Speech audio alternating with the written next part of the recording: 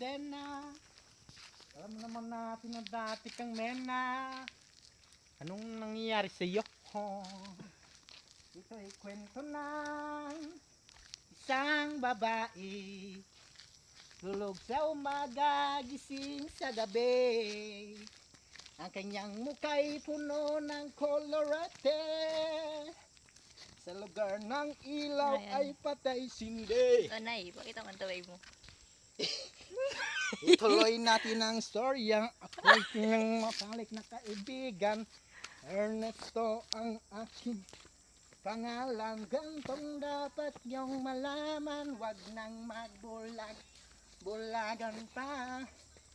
Bakit ang natin ay malaman ang baho ng iba?